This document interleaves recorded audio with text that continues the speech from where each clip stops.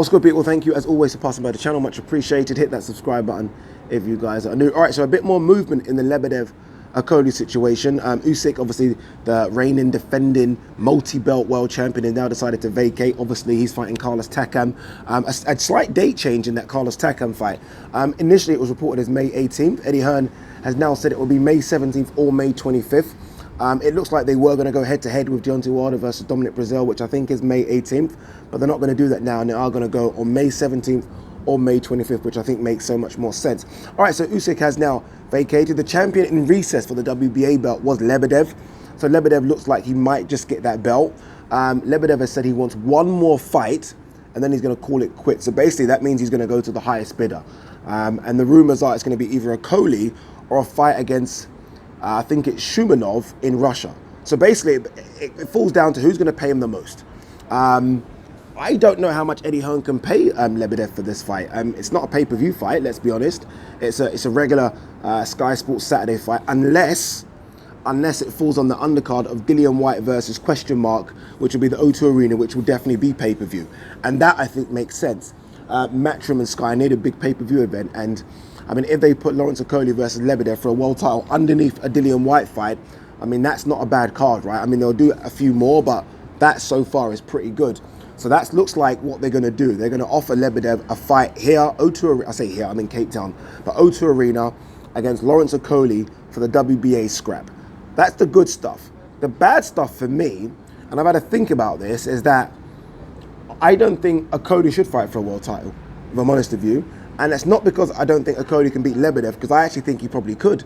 I think he's ready. I think Lebedev's ready to go. I think when a fighter's saying he's going to have one more fight and then call it quits, I mean, that means he's already out the door for me. So I think Okolie will beat Lebedev and become world champion. But then what? What happens then, right? Okolie is not world level for me yet. I mean, he's good. I think we've seen that he's above British level, but I've not seen that he's above European level. Okolie is not world level. And I think Eddie Hearn even admitted in an interview recently that it's easier for Okolie to fight for the world title against Lebedev than it will be for challenging the European champion. I don't even know who the European champion is, but that's an easier fight, and I don't like to hear that. To me, that makes absolutely no sense. You go for the world title, I think, personally, when you know you're world level. So when you can literally call yourself and confidently call yourself a top 10 in your division, then you're ready for a world title. He's not ready for a world title, and the reason he's not ready for a world title is that if he does get that WBA belt, he's not going to challenge other champions. Let's be honest, we're going to have a world champion in Okolie that Eddie Hearn will somehow maneuver and avoid from fighting the likes of Dorticus and Tabiti and Bradis and Gassiev if Gassiev doesn't go up to heavyweight, and Glowacki. He's not ready for those guys at all. So I'm all for Okolie becoming a world champion if he then goes and fights those guys I just mentioned, right? If he then challenges those guys, fine. Even add Kevin Arena into it.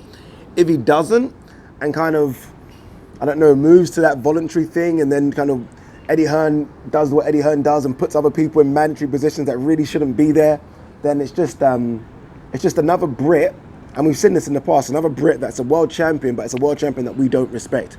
It's a world champion that we don't really think is top level. We had it before with the likes of Liam Smith as a good example, and Flanagan.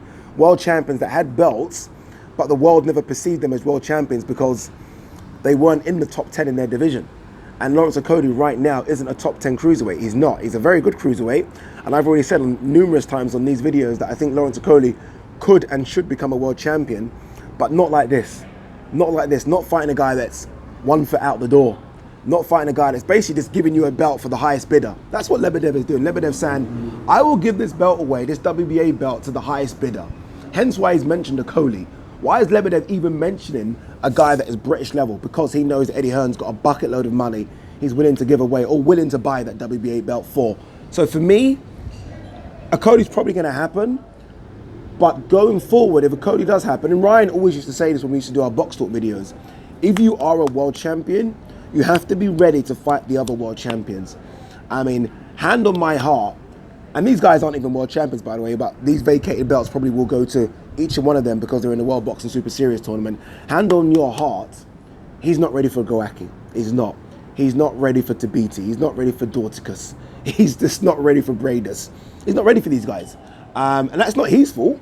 I mean, he's only 12 fights in, but again, if you win that world title, there is no, I'm not ready talk. There is no, well, I need a few more fights talk. No, you win that world title, you're in world title fights.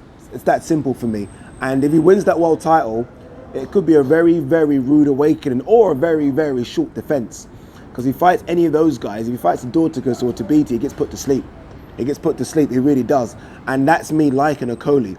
But I think Okolie needs to be managed properly, not rushed. And I think Eddie Hearn's almost just looking for a free world title belt to give to him. Boxing doesn't work like that. So fingers crossed he doesn't take that shot. And fingers crossed, if he does take the shot, he then goes on and fights the fellow other cruiserweights in the world. But what do you guys think? Lawrence Okolie, Lebedev, July, undercard of Dillian Whyte, good pay-per-view. Yes, no, let me know. Peace.